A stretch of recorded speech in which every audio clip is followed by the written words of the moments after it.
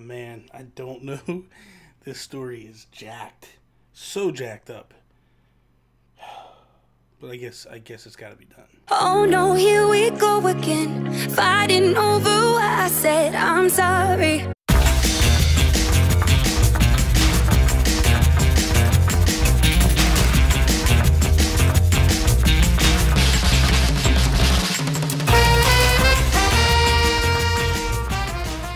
What is up, everybody? Bobby here, the Nintendo Guru. It is that time, that free flow Friday time.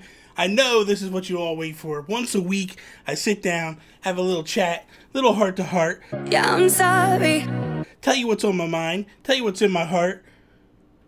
Better love, no, I'm not good at this. But anyway, look it, let's just break it down here. I want to tell a story today. But I can't say I'm innocent. I want to start it with this. I want to preface this with this. It's only funny now because in hindsight, nobody got hurt. Nobody died. Nothing bad.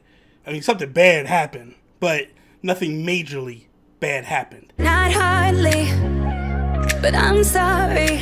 Everybody walked away okay. And all my friends, they know when it's true. Everything was alright. So I figured now, it's like 20-something years later, it's time to talk about it. I don't know who I am without you. We could talk about it like adults. We could say that I fucked up. We could talk about that, right? So look, here it is. 7th grade, right? I'm in 7th grade. It's a snow day. And it's so cold, right? And it's snowing outside and we lost power in the house. No school that day, but we lost power in the house. Now, my grandfather at the time had a construction business. And my dad and my uncle and all them went to the local mall and started plowing snow. My grandfather at this time, he's down in Florida. He used to take like the winter off and just go to Florida. He'd just fly south for the winter and that was it. End of story. So we had no power. My mom gets a hold of my dad somehow.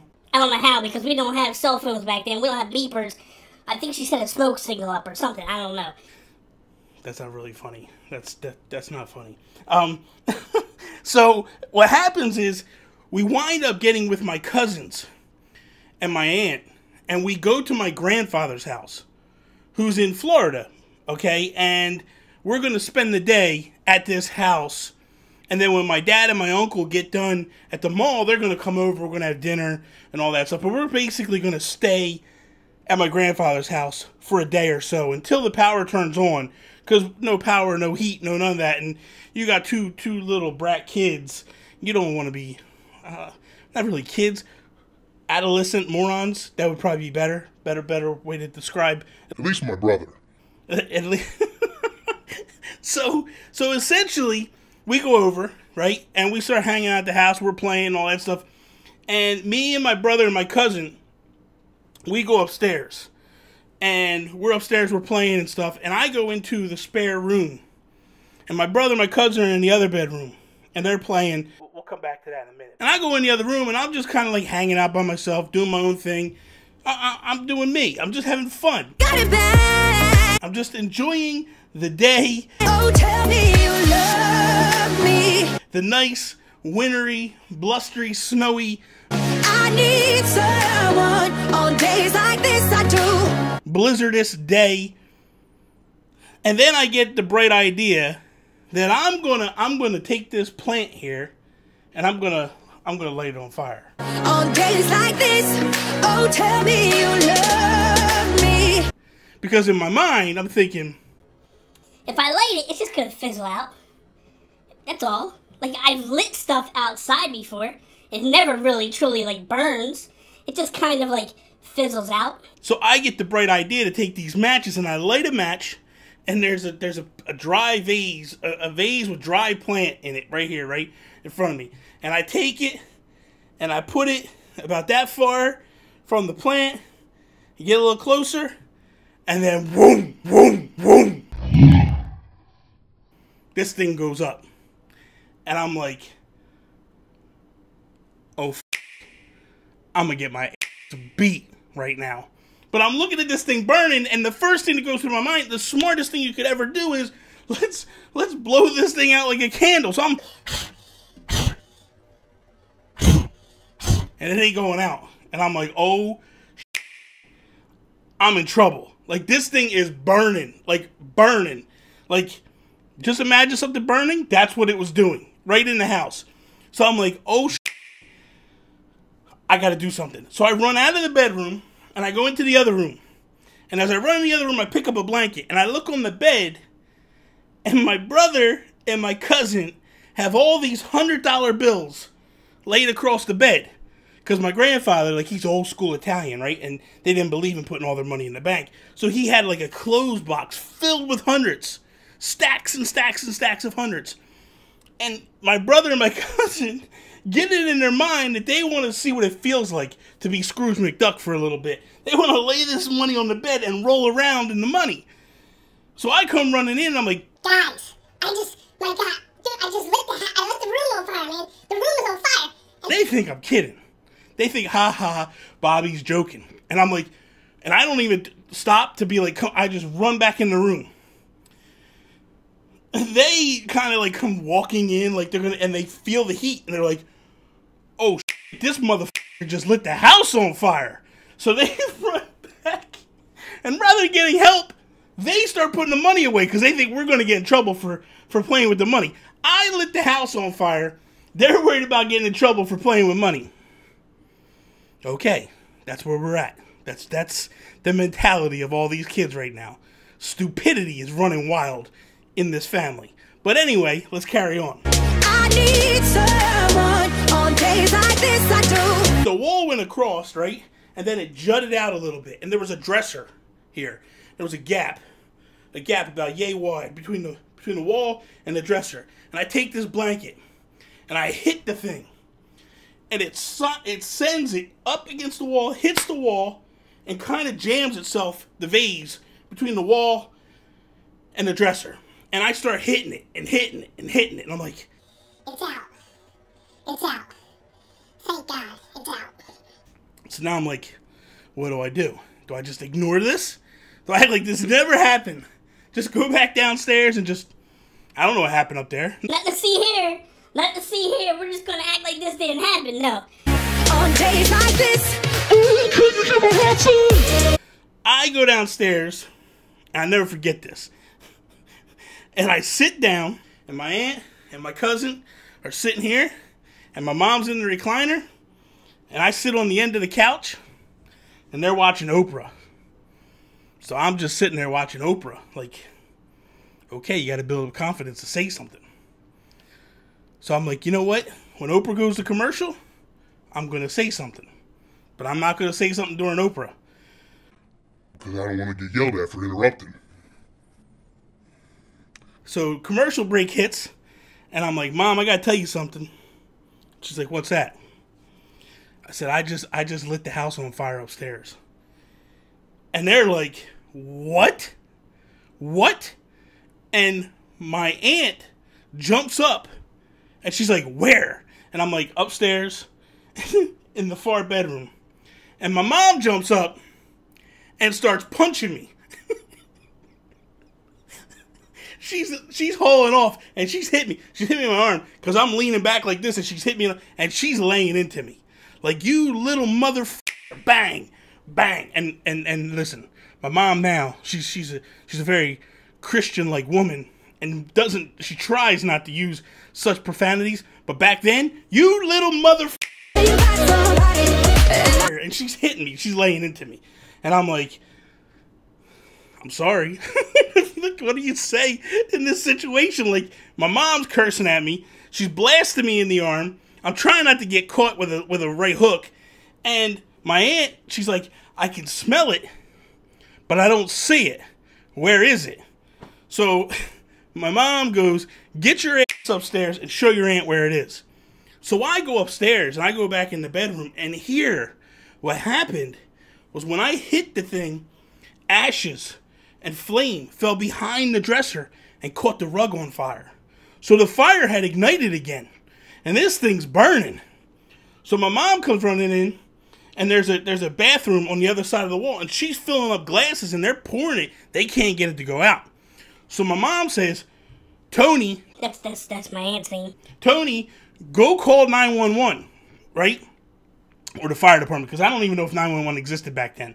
I don't know. I can't remember. I'm lucky I remember this story as it is. Traumatic things. I'm surprised I didn't block it out. Just hearing my mom say, "You little motherfucker," she's hit me. That's enough to make you want to forget your life. But anyway, we'll go back. So, my aunt runs downstairs. She calls the fire department. Now, let me tell you guys something. Let me tell you a little story about my grandfather. For those that don't know, my grandfather was kind of a big deal in the town that we grew up in. My grandfather was the fire chief of the town. Was the fire chief of the township. And now you look at yourself and you go, "You stupid son of a bitch. Your grandfather fights fires all the time.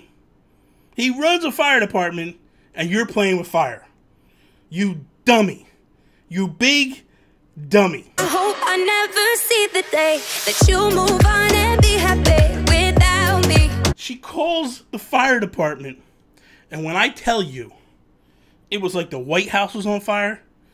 It was like the White House was on fire. Every fireman. Without me. Every policeman. Oh, what's my hand without your heart to hold? Every neighbor. I don't know what I'm living for if I'm living. Everybody under the sun was showing up. Fire truck after fire truck after fire truck. There must have been 5 or 6 of them there. The police swarming, everybody, and all I'm saying to myself is, man, I hope my dad don't come home now, because he's gonna kill me when he finds out what I did. And then he's gonna get locked up because all these police are here. They're gonna lock him up when he kills me. And they finally get it out. And I remember this one fireman took me upstairs and he sat me down in the bed and started screaming at me. Screaming at me. "You stupid son of a..." How many times we walk into places like this and the whole family's dead, and it's not fun. I mean, look, the situation could have been really bad. It's like I said before, it's funny now only because everybody survived. If people had died, it would have been horrible. But luckily that didn't happen. Only reason is because I said something right away and I didn't wait. If I would have just went downstairs and just sat there like, We're gonna watch some Oprah. the whole house would have burned down and things would have been a different story right here. The fire department leave, the police leave, because there was nothing malicious. Like, I didn't try to burn the house down. I didn't try to kill anybody. It was just a stupid mistake. Back then, back in the day, you could just make mistakes and not lose everything in your life over it. You just wake up and go like, "You dumbass." And by the way, you get your ass whipped by your old man and you live to tell about it. Because that's what happened to me. Because now we fast forward and my dad shows up. And I hear, I'm in the other room, I'm in the living room, and all I hear is, "I got to tell you something, Robert." That's what we called my dad back in the day. And all I hear is, "Where the fuck is he?" Man, you want to talk about your heart falling down to your ankles? Man, all of a sudden the fear of God hit me. I could hear the angels strumming, ready to, like, death was coming. Like, here comes the Grim Reaper right around the corner, cause this son is gonna kill me. He's gonna fuck me up. Comes in, whips the shit out of me. I deserve it. I don't care what anybody says. You can say what you want. Whip the dog out of me, and I deserved it. Because I almost killed a house full of people. So, if that's the worst I got, sign me up all day long. Straight up. So, they fixed the room, and all the money came out of my savings account. So, I had to pay for all the repairs out of my savings account. So, they're like, "You're going to tell your grandfather that you did this." And I'm like, oh my God, my dad whipped my ass. My mom called me a motherfucker, punched me a million times, and now I gotta tell my grandfather. He's gonna kill me. So we're sitting at the table when they come back from Florida, and we go over there, and they're like, Tell him what you did. Tell him what you did. So I proceed to explain, like, I was playing with matches, and I lit the bedroom on fire, and I burned it, and he starts to laugh at me. "Did you learn your lesson?" "Yeah." "Okay, good. Let's eat." And I'm like, dude, I got my ass whipped. My mom beat me up and cursed at me. And you're laughing.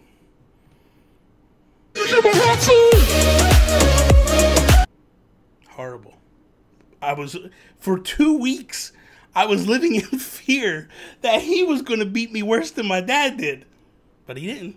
He just laughed, made sure I learned a lesson, told me don't ever mess with matches again. And I never did for about 20-something years until I got my own place and I started, like, lighting candles. But never did I play with fire again. And that's the moral of the story. The moral of the story is, man, don't f with fire, because it's no joke. But I can laugh, like I said, I can laugh about it now because everybody survived. Nobody got hurt, thank God. But man, that was probably the dumbest thing I ever did in my life. Telling the story now is probably the second dumbest thing I ever did in my life. But yeah, it was brutal.